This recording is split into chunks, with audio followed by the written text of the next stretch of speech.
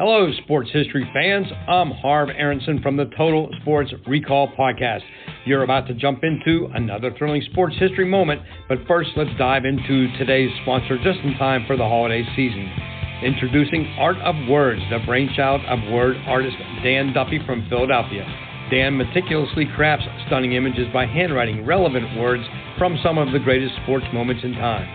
These unique, budget-friendly illustrations are the perfect gift, sparking cherished memories and capturing hearts. Choose from city skylines, sports, history, and musicians to find a piece for everyone. And here's the exciting part. For that sports fanatic in your life, gift them a piece of their favorite team or player's history. Art of Words tells a compelling story. Explore collegiate stadiums, each meticulously crafted with every football victory etched in words. Or venture into baseball stadiums, handwritten with every player from the team's illustrious history. Don't wait. Order a print today for yourself and your loved ones this holiday season. Transform your wall into a gallery of captivating art and surprise your family and friends with a print of their own. Use code SHN15 at artofwords.com for a 15% discount on your order in November and December. Visit Art of Words, where words magically transform into stunning art, evoking cherished memories and touching the hearts of those you care about. Again, use the code SHN15 for a 15% off at artofwords.com. Blog Talk Radio.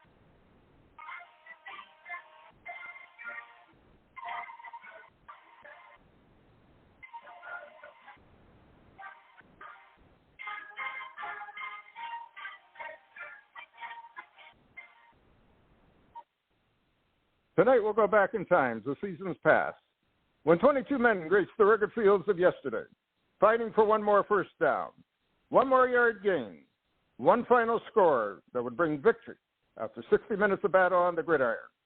Tonight we'll explore the world of Gridiron Greats.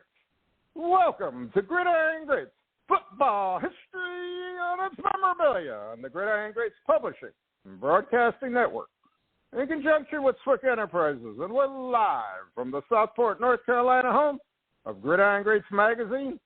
And I'm Bob Swick, publisher and editor of the magazine, and I'll be your host for the show.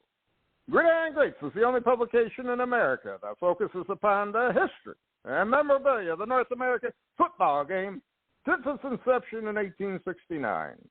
We'll cover 150-plus years of football history and memorabilia, and you can find us on the web at GridironGreatsMagazine.com. It's at this time I'd like to introduce my co-host.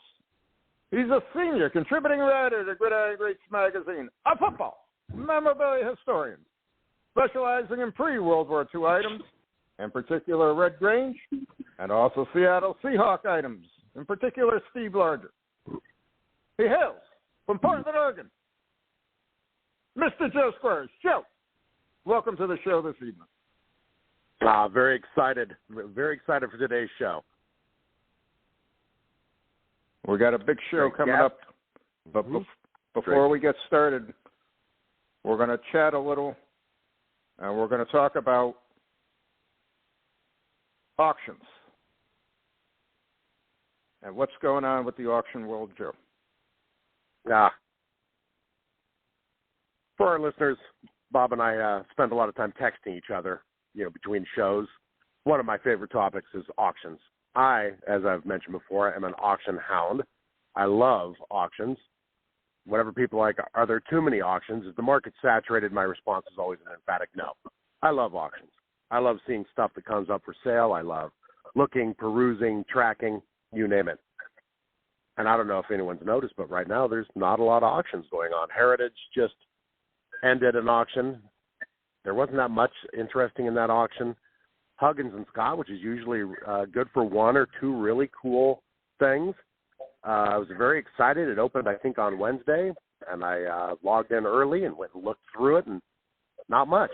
eBay-esque, as I've said before. And I just kind of shook my head because right now there's not much going on. REA ended a little while ago.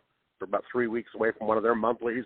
Nothing in Huggins, Heritage. It's just, as I mentioned, there's kind of an auction desert going on right now, and I'm a little down. So I don't know. What do you think the reasoning is that the items aren't there? Is it there's just way too many auction houses now competing for a limited amount of material?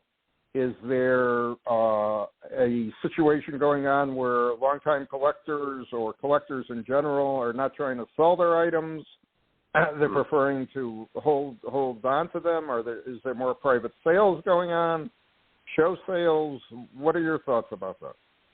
Yeah, good point. I think we've seen people in the past who don't do a lot of trading or selling leading up to the National. And I mean, I know that's 4 months away, but we're getting close.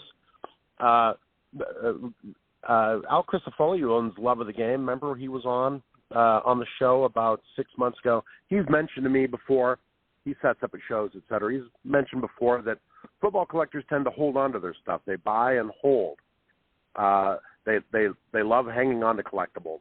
Whereas baseball collectors, he noted, tend to buy, and then if they want to buy something in an auction, they will sell something to buy. So he's like, you don't really have the in and out flux of stuff, for football. Whereas in baseball, and it's also, there's, three times more baseball collectibles. Perhaps that helps. But I think, and I've seen this in action, football collectors tend to hold on to their stuff. I'm guilty of that. I know,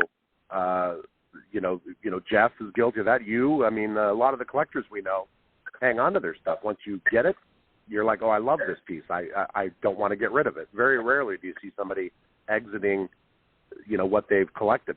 Yeah, it's interesting you say that because over the years I've been approached by several auction houses saying, when you're ready to sell, contact us, blah, blah, blah. And I always kid them. I say, do you know something I don't know? Is my time ending quickly? And I need to get rid of my stuff. And long story short, they say, oh, no, we're making inquiries, so on and so forth. And then I always tell people that the last things that go out of my collection are my actual football card set run from 48 to 2015. And I know I'll hate to see that go for the simple reason I know a lot of those cards will be forced to be slabbed to get more money out of them. And I really don't really don't want to see that happen, but I guess that's inevitable.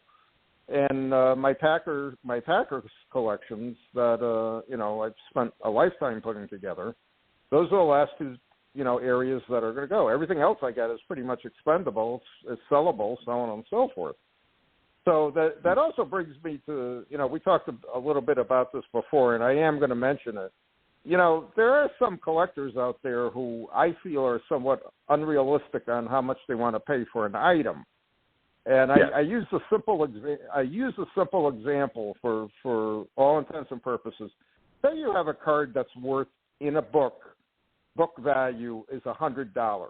Okay, you're at a show, you have the $100 card on your table. A prospective person comes up to the table, say, could I see that card, so-and-so? Yes.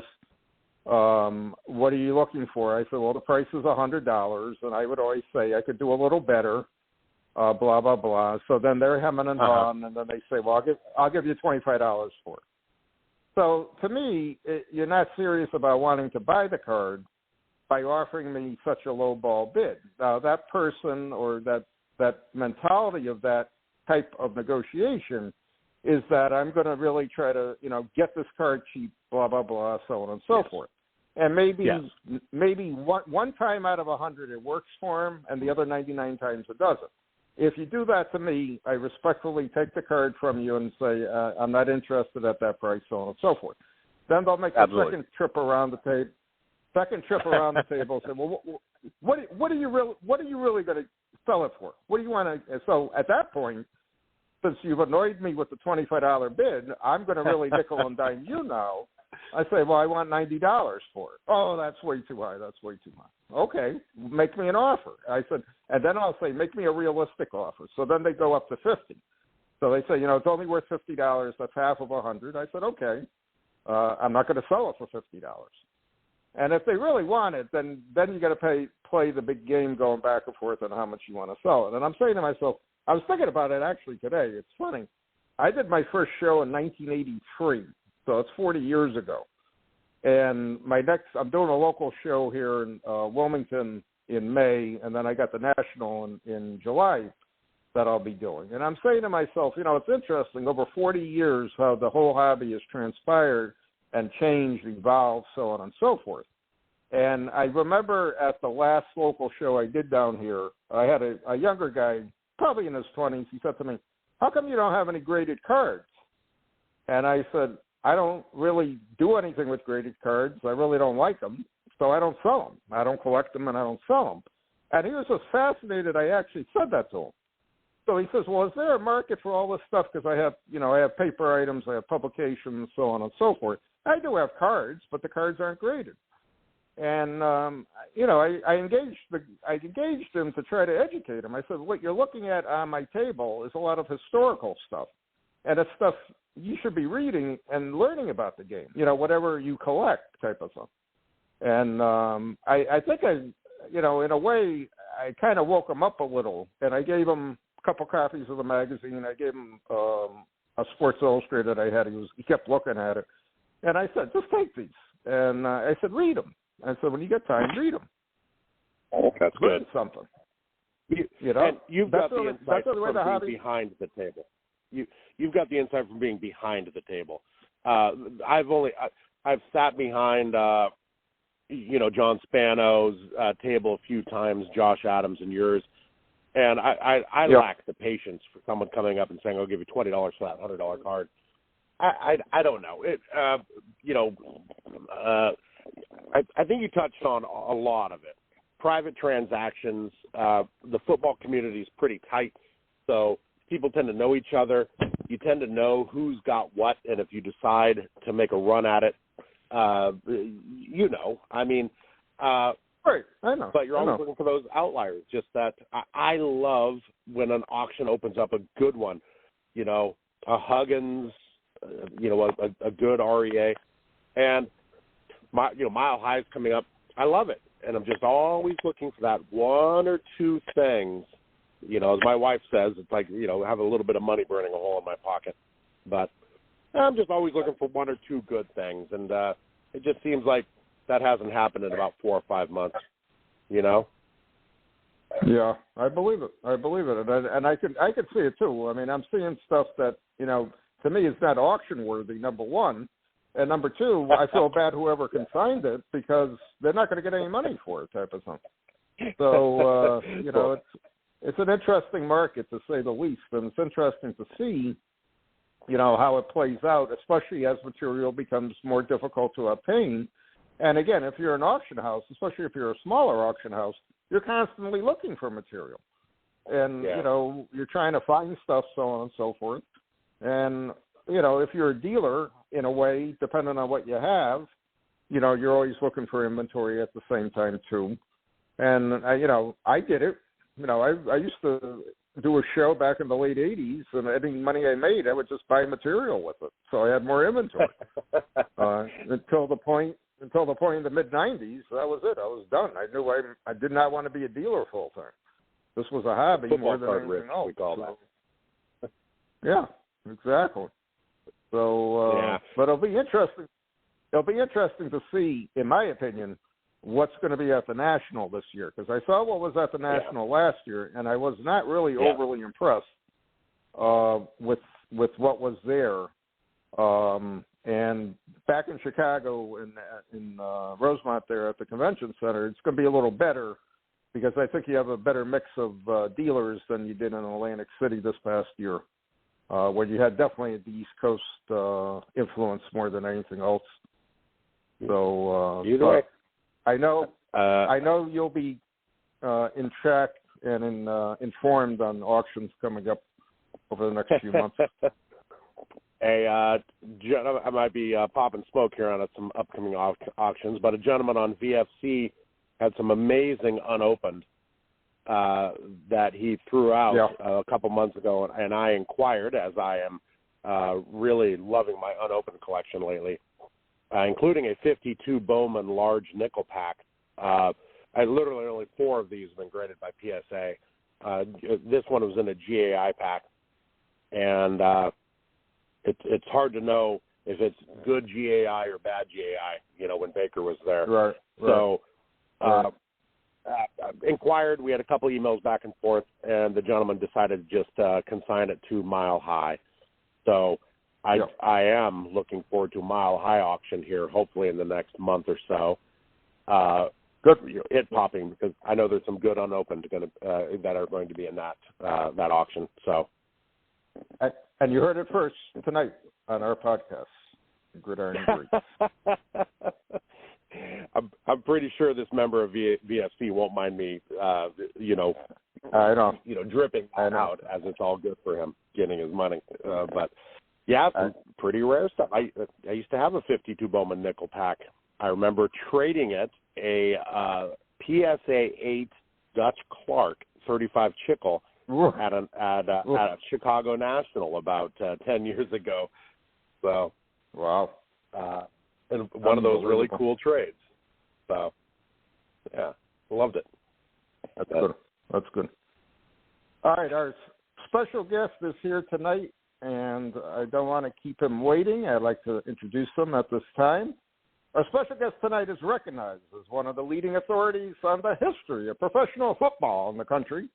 He's the award-winning author of the books, When Football Was Football, The Chicago Cardinals and the Birth of the NFL, Cadets, Cannons, and Legends, The Football History of Morgan Park Military Academy, and Bears versus Cardinals, the NFL's oldest rivalry.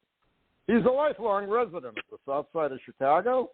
He first became interested in the history of pro football after discovering that his father was a draft choice of the Chicago, now Arizona Cardinals in the 1940s.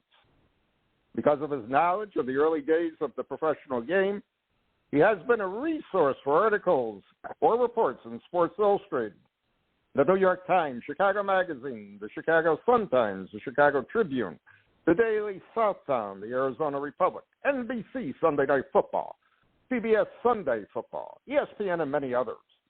He has appeared on the WGN documentary Football in Chicago, a Comcast sports special on the Chicago Bears, on radio stations such as WBBM and WSCR in Chicago, as well as the Global Sports Broadcasting Network. He hosts the When Football Was Football podcast on the Sports History Network, which was one of the 8 global finalists in both 2022 and 2023 for the Football Podcast of the Year, and is a frequent guest on numerous football podcasts also. He was recently a speaker at the Pro Football Hall of Fame in Canton, Ohio, on the origins of the National Football League, as the NFL celebrated its belated 100th anniversary. And in 2022, he was the recipient of the prestigious Ralph Hay Award that was presented by the Professional Football Research Association for lifetime achievement in pro football research and historiography. A direct quote, he is also the author of When Football Was Football, the Chicago Cardinals and the Birth of the NFL, making him the world's leading and only Chicago Cardinals historian. That's a quote from Chicago Magazine this past October. I'd like to welcome to the show this evening Mr. Joe Ziemba. Joe, thanks for being on.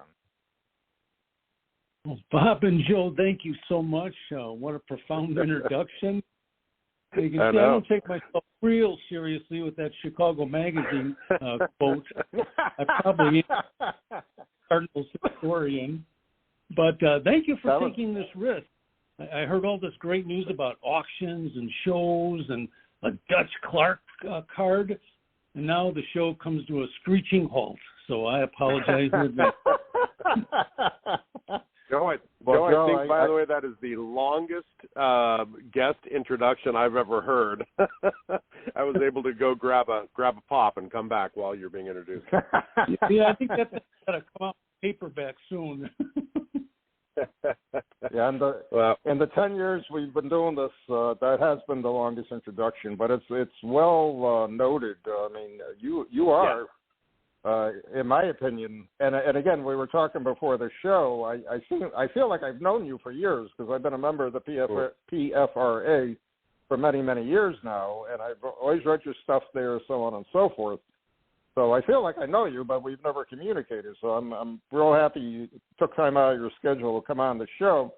And I'd like to ask you, can you tell our audience a little bit about your new book, The Bears versus the Cardinals, the NFL's oldest rivalry?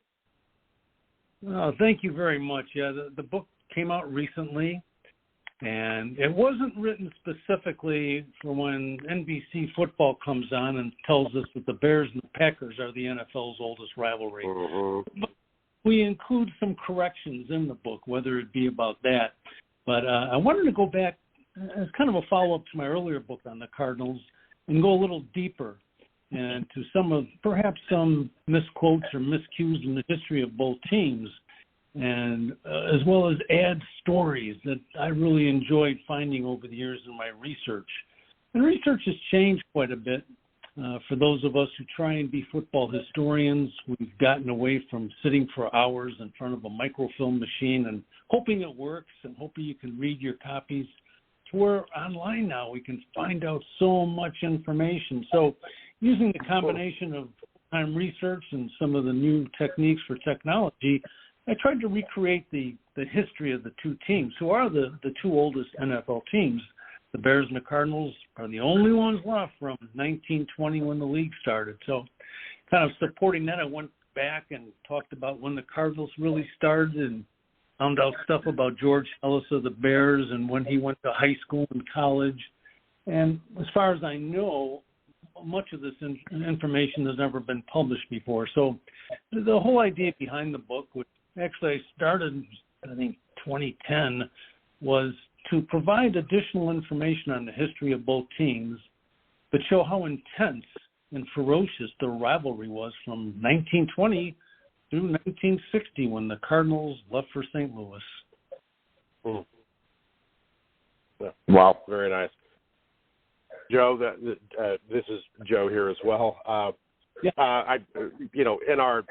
our email exchange when I invited you on the show, I mentioned I've got a weird bookend, as you heard in my bio, of Red Grange to Steve Largent. So I am personally a huge Chicago Bears fan and a Red Grange fan. I ordered your book because I love reading up on stuff like that.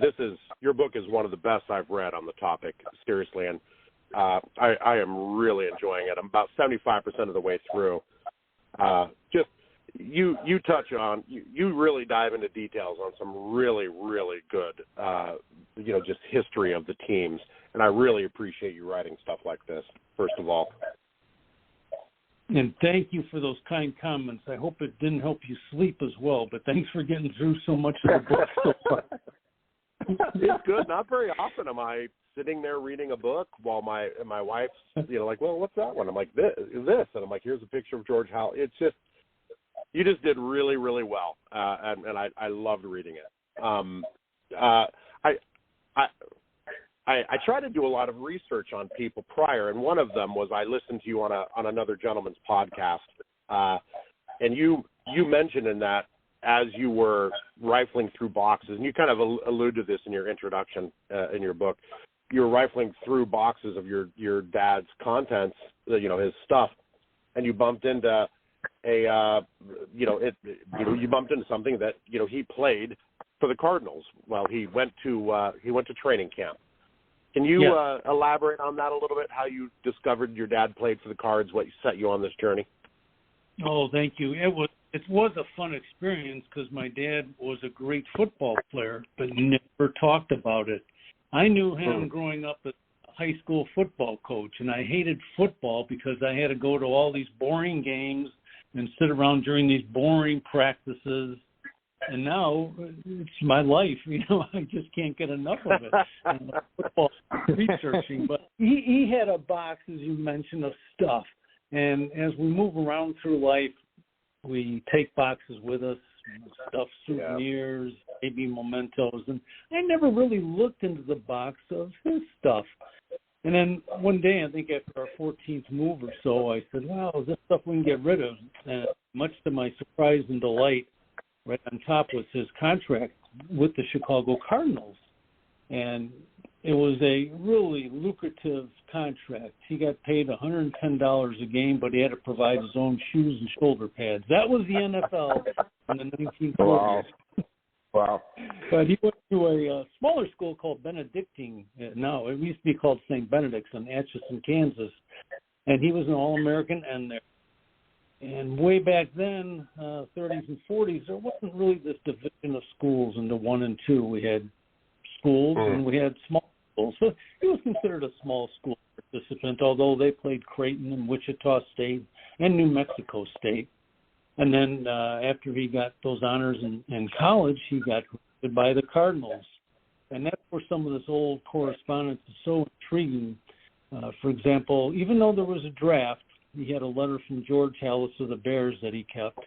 I should say his mother, my grandmother, kept, that shows Hallis' interest in him as a player. And the Lions sent the letter. Wow. So that was really neat. And of course, it built up a little starting of my collection of old football documents as well.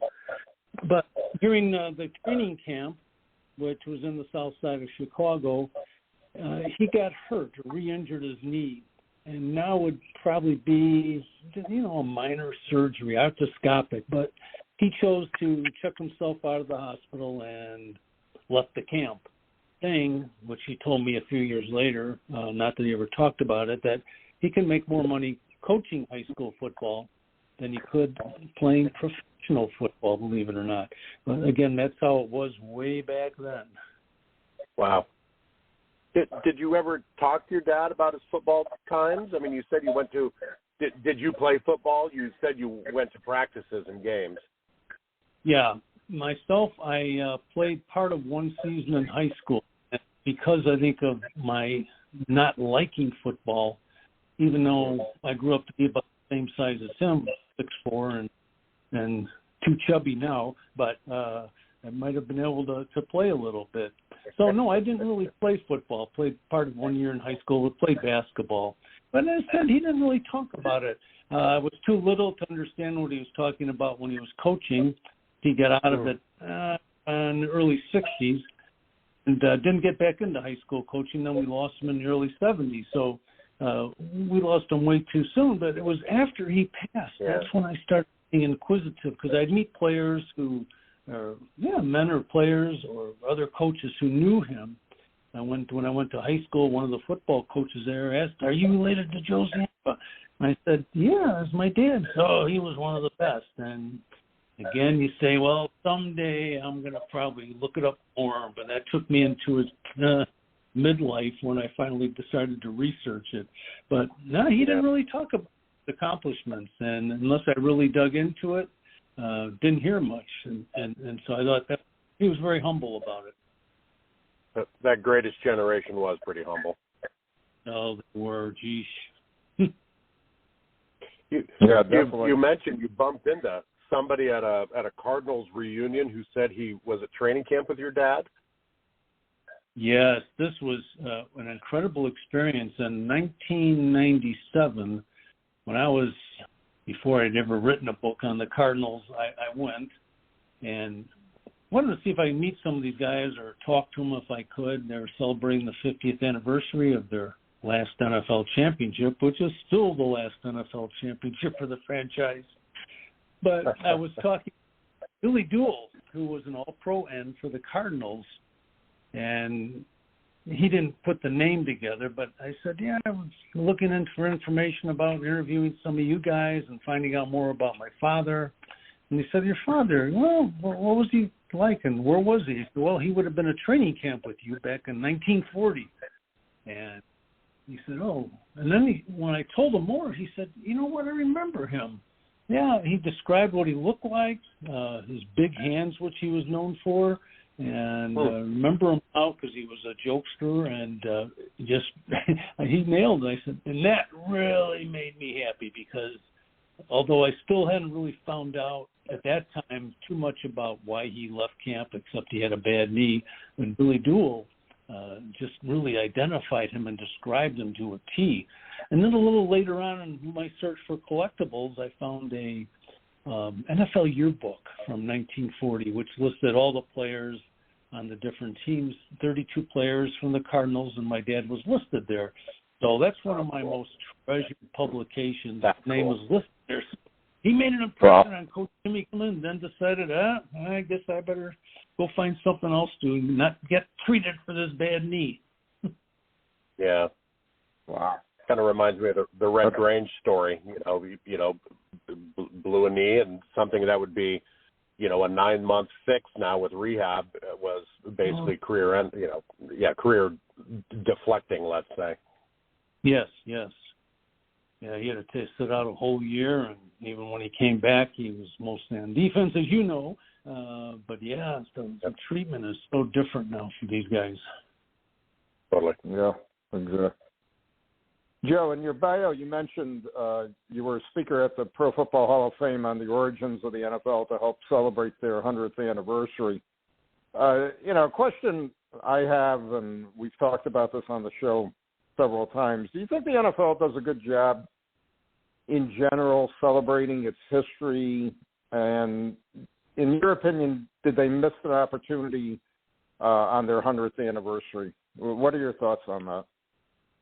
Well, I'm a bit prejudiced, and I'd sure like to see the league do more honor to those early pioneers, the guys who didn't wear face masks, whose noses were crooked, who had missing teeth, and who loved every minute of it. We see the Hall of Fame. There's always, I'm not going to say confusion or complaints, but there could be a few more seniors that maybe should be in there that aren't.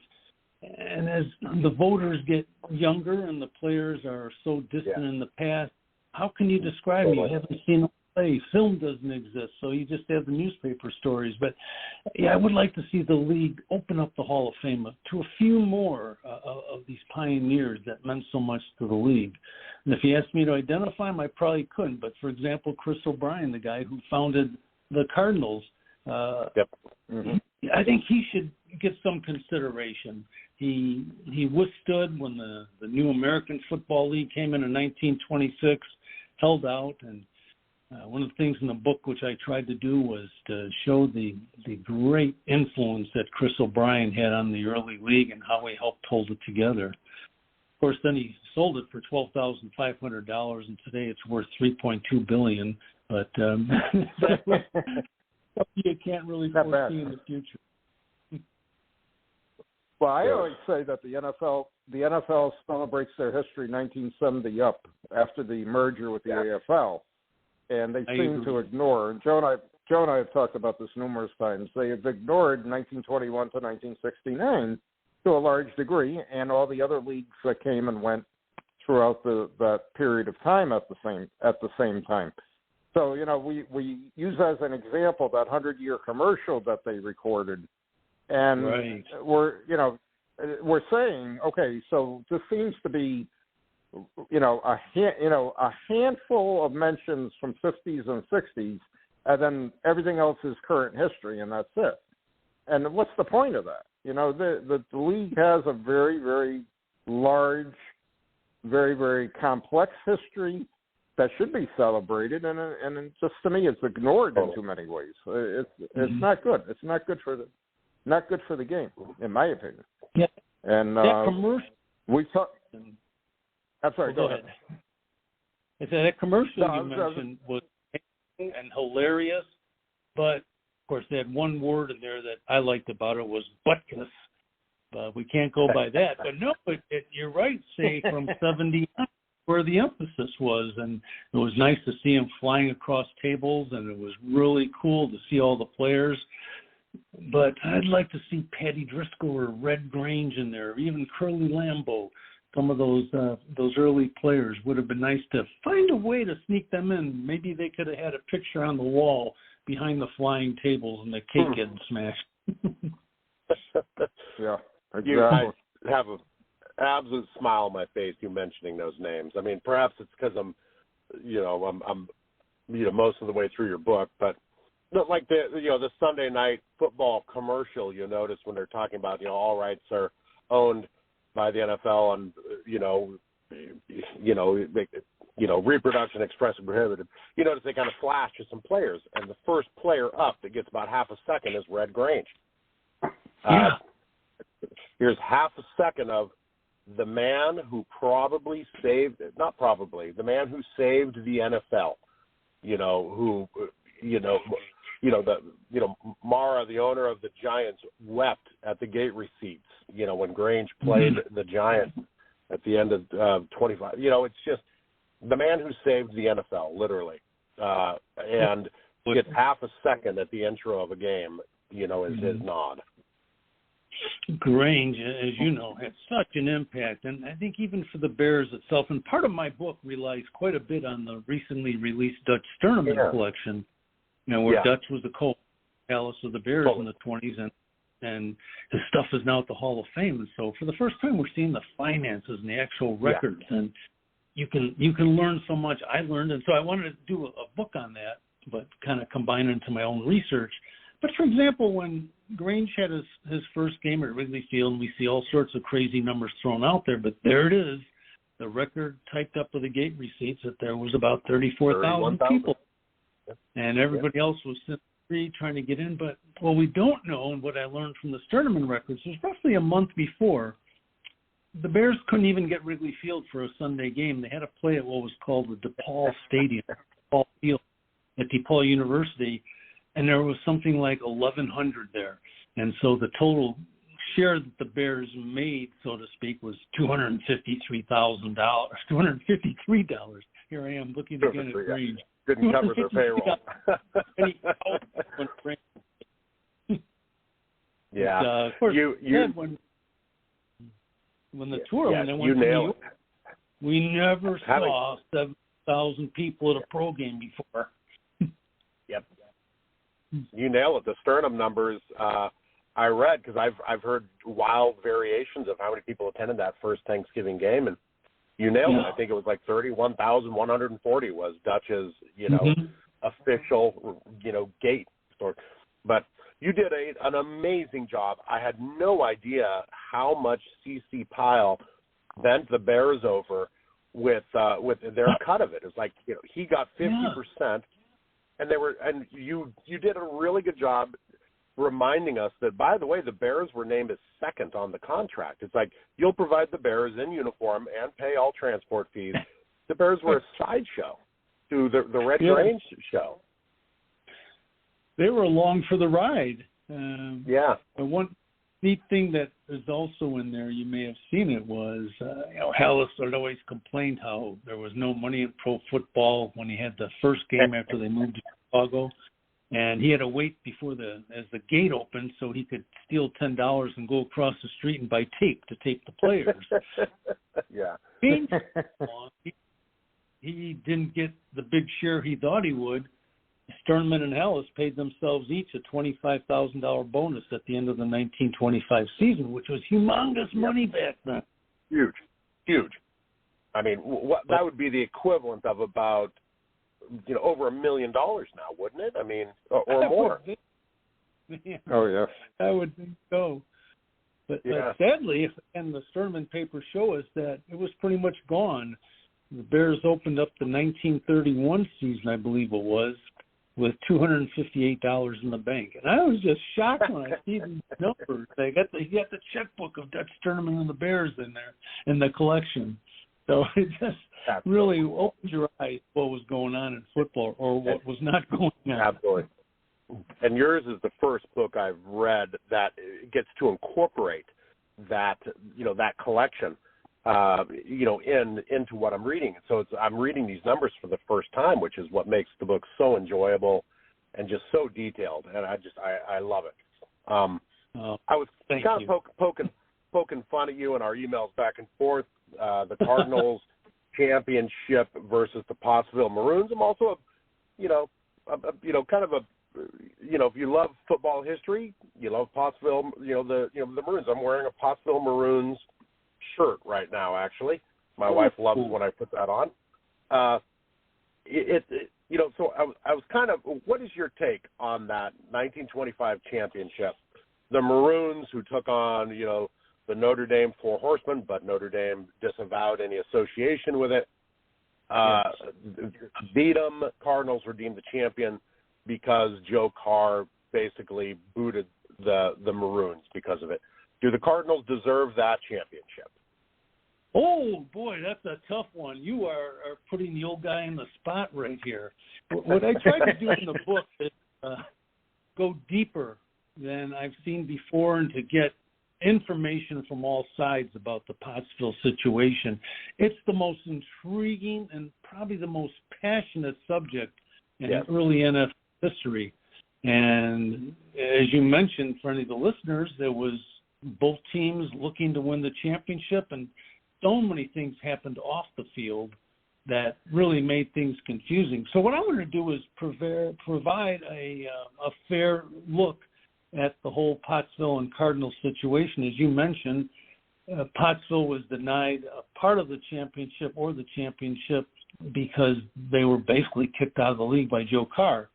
There's some holes in the history there as well, but the Cardinals were, of course, guilty, might say, of scheduling a couple of teams that were pretty much gone for the season. We had high school players playing for the Milwaukee Badgers. I wanted to find out who they were and what happened to them. I wanted to find out how much Pottsville made on that Notre Dame game and who actually played for Notre Dame. So there's so many jackets, of course, were the ones who complained about Pottsville coming to Philadelphia, complained to Joe Carr. And then the biggest hole in the whole thing is, of course, I think it was Doc Striegel from Pottsville calling the NFL office and indicating throughout the years that he got permission to play. And then Joe Carr said, I didn't give permission, but Joe Carr had an appendectomy. And so he missed a couple of weeks of work beforehand. So, and the other one thing you might say, if you're a Cardinals fan, well, the Cardinals, if they got those 2 extra wins, they finished a half a game ahead of Pottsville in the title chase. Pottsville, of course, had a game scheduled the day afterwards with Providence, the day after they played Notre Dame, which would have been another league game, but Joe Carr prohibited them from playing because they didn't follow his order to not play in the Notre Dame game. And I look back in my life, I was in marketing, and I can only imagine the folks from Pottsville getting excited about playing the Notre Dame folks. And what a fantastic idea, having the players from the best team in college the year before, and the fabled Four Horsemen, playing at the time the team that was in first place or second place in the National Football League, because there's still a lot of controversy about the NFL being a place you don't want your oldest son to play in because it's corrupt and gangsters, all sorts of infidels are in that league. So you would have to start promoting and marketing, which is what the Maroons did even before they played the Cardinals in December, because the following week is when they were going to play Notre Dame. So there's a lot of information that I was able to find out, and a lot of misinformation that still gets posted about who did what or what happened. Long story short, Joe Carr said, no, you're out of the league. And so the Cardinals, even though they had and this is what will really get people going, the Cardinals did have a better record because they scheduled 2 extra games against teams that were probably largely defunct. Was it illegal? No. Unethical? Yeah, probably. If the manager, Chris O'Brien, knew, but that gave the Cardinals a better record. But the other thing that goes along with that game, which played, I believe, December 6th of 1925, is both teams claimed it was for the NFL championship. The newspapers claimed it was for the NFL championship. In fact, the Chicago Tribune said, they're playing today. It's going to be their clash on the gridiron as a postseason matchup. And, well, the league actually ended December 20th. And so there were 8 different teams who played in December after December 1st in the league, because they could go to December 20th. And the other thing we got to look at is the Cardinals and the Bears scheduled a game December 20th, which I found out in the Sturdivant papers. Telegram from George Hallis and Dutch Sturdivant, Brian of the Cardinals, saying, would you play on December 20th? I said, sure, even though the Bears in Pottsville had already scheduled a game. So there's so many wacky things going on here. So, again, Wild what West. I tried to do It was was Wild West. provide the Wild West and provide some neutral information, what's going on. And I think, to wrap up my my talking too much, I get excited about it, I love the history, is that the promoter of the game with the Notre Dame folks, he failed to come up with the money after the game. And that was something I had not learned. Pottsville and Notre Dame, they sued the guy, and he got off. He said it wasn't his fault, that Pottsville did something. I've got to find those court papers. Maybe I have. I don't know, but so Pottsville didn't make money on that game. Yeah, Doc, in your book, you describe how Doc's like, I mean, because I think they played to 9,000 people, but across the way, the Frankfurt team played to 8,000, so they barely drew more than a normal game. But yeah, I'm a big Pottsville guy, and we consider that to be the stolen championship of 25. And you mentioned in your preface, that it wasn't until the Bidwells took over the team, that O'Brien was like, nope, the Pottsville beat us December 6th. They beat us resoundingly 21-7. That was the championship. I don't care if they were kicked out of the league. We don't deserve that. And then when Bidwell took over the family, they started claiming that championship. So there's about a 20-year gap there as well, or plus. Yeah, Chris O'Brien did refuse it because back then there were no playoffs, so that game was not for a championship. It was just another regular season game. And then the league owners got in the following February and gave it to the Cardinals because Pottsville was not in the league and Cardinals had a better record. But what if Pottsville had been able to play Providence the day after? Would they have won? Would Pottsville schedule additional games like the Cardinals did? So there's so much unknown. And I guess as a researcher, I have to go by what I can hold in my hand and say, oh, here's the decision made February 26th. But there's a lot of ammunition on both sides for this very, again, still engaging topic. Well, the Cardinals lost to Pottsville 21-7 on December 6th, and then they racked and stacked on December 10th. They played the Milwaukee Badgers and won 58-0. They were fined $1,000 for bringing high schoolers in to play for the Badgers to bolster their win percentage, which was later removed. And 2 days later, December 12th, they played against the Hammond Pros, 13-0. They won. Most of the team members of the Hammond Pros had gone on to their normal jobs. Cards had lost to Hammond in week 1, 6-10. So a partial team, after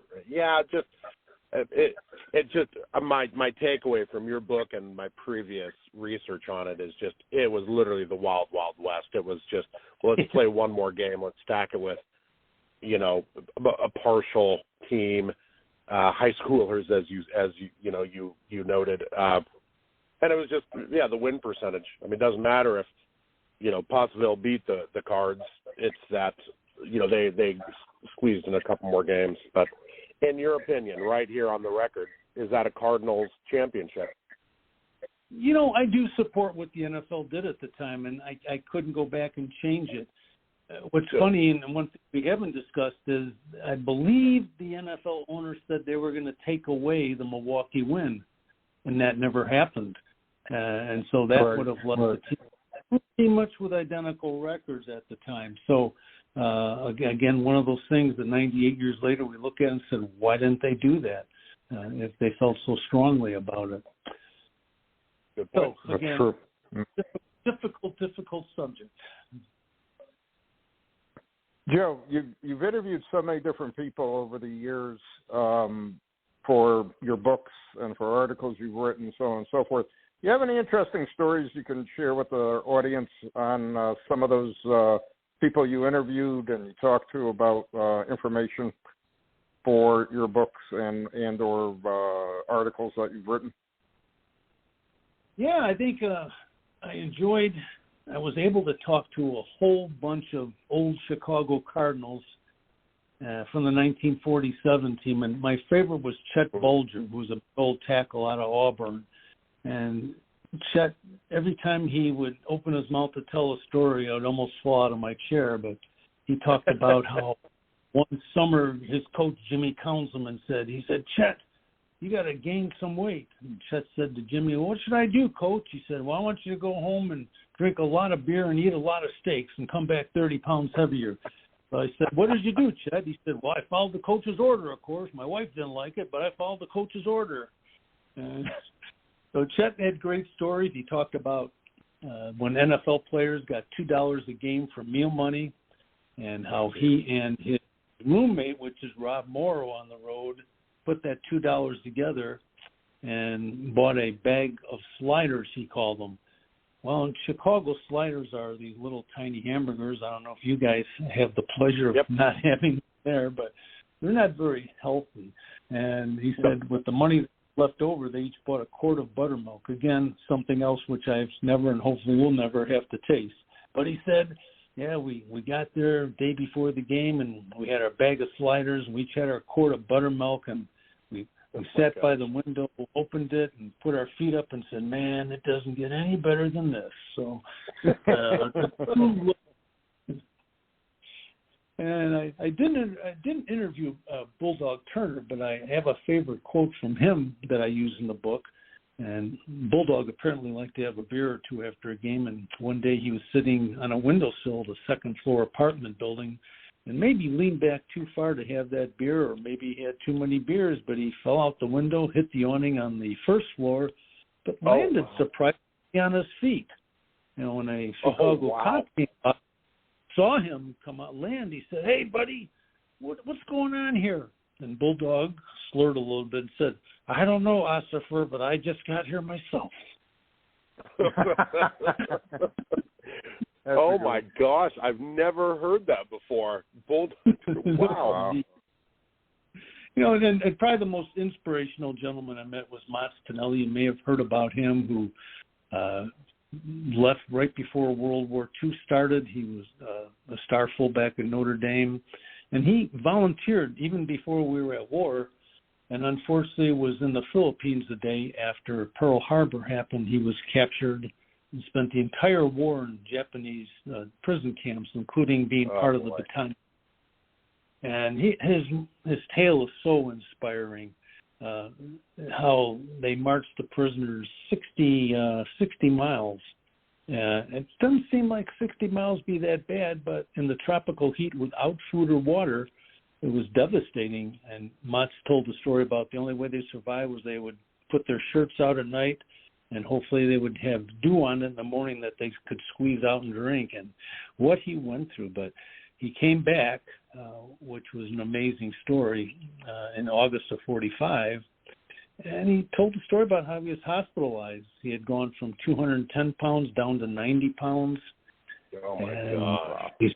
Mr. Charles Bidwell, the owner of the Cardinals, came up to see him and said, Mats, you know what, we're so glad to have you back, but we need you to sign your contract to renew the contract you signed before the war. And Tonelli said, I'm not in any shape to get out there on the field. And Bidwell said, well, we think you'll be out there. And so he got in one game in 1945. And because of that, he was able to get, which wasn't a great pension apparently at the time, but credit for playing in the league throughout the 4 years he was off to war. And he told me, he said, you know, I'm always grateful to the Bidwells for what they did for me. And he got his pension. Yeah. But it's a wonderful guy, wonderful. But those are some of the stories you pick up. And as they're older in life and they feel, I guess, more relaxed about talking about it, and many stories come out. So I've always enjoyed it when I was able to get in touch with some of the players. Love it. Wow. You heard Bob and I talking. We're collectors through and through. I heard you mentioned, that your grandmother talked about a letter George Halas wrote to your father. Are you a collector, or do you collect memorabilia from your books, things that you've encountered? Yeah, probably an amateur collector.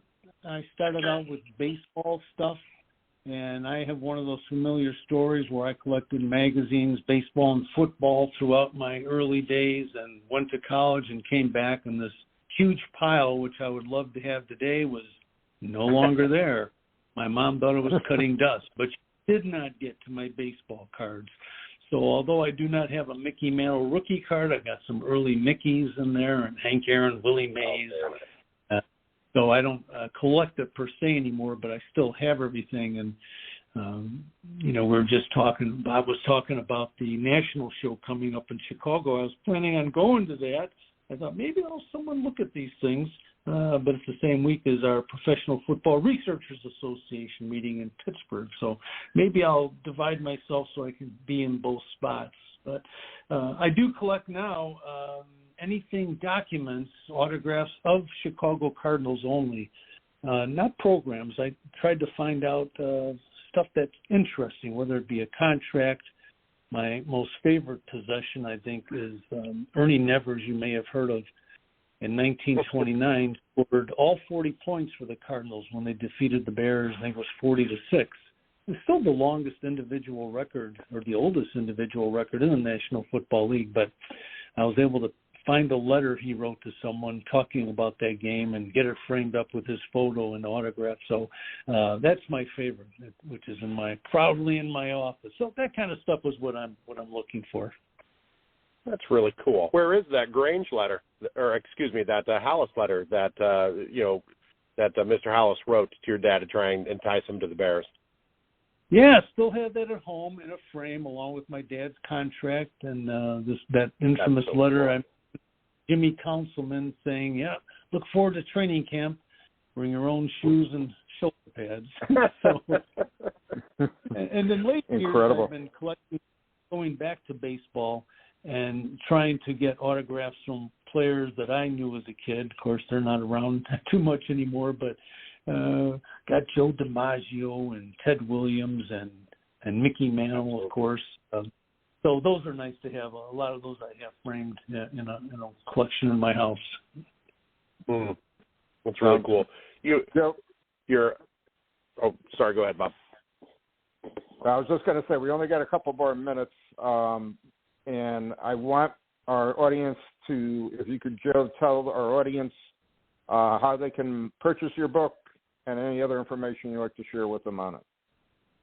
Oh, great. That's very kind of you. And Bob and Joe, thank you again for having me on. And the book is called Bears versus Cardinals, the NFL's Oldest Rivalry. It's on Amazon or directly from the publisher, which is McFarlane. Amazon, I believe, right now and has a little sale on some of its sports books, so it would be available there. But thank you very much. And I will personally advocate for this book. I bought it after I asked Joe to come on the show, and I received it quickly. I'm about 75% of the way through, and probably one of the top 5 sports books I've read, along with, as you mentioned, your preface is What a Small World, Chris Willis's Red Grange book. Oh, yes. Yeah, man, just what a great book. I just had a smile on my face the last week or so while reading it.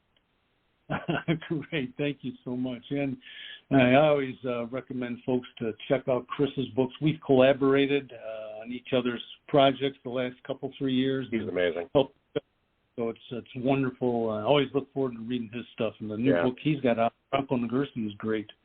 Yep. Chris has promised me that he's going to work on a Steve Largent book next after he cleared the way with Bronco. Yep. Now that he's got that Bronco book out of the way, he can work on Largent. Joe, thanks for being on. I appreciate it. We'll be in touch. Great. Great guy.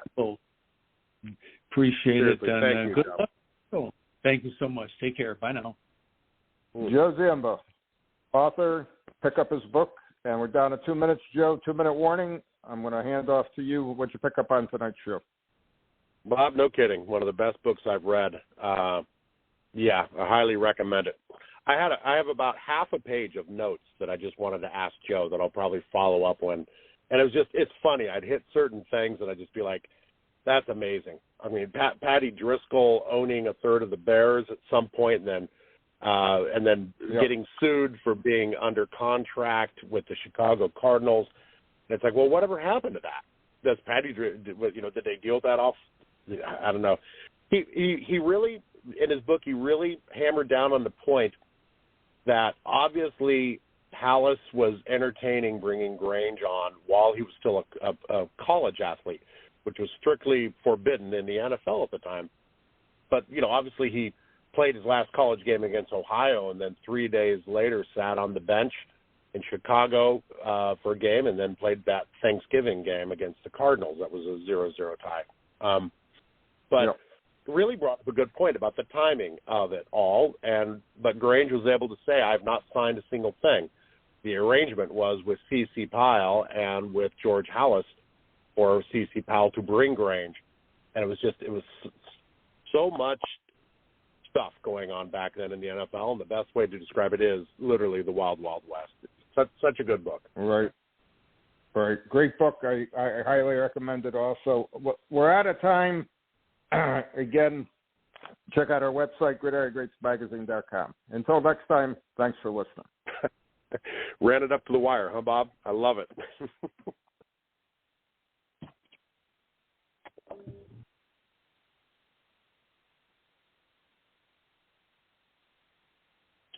Hey there, sports history fan.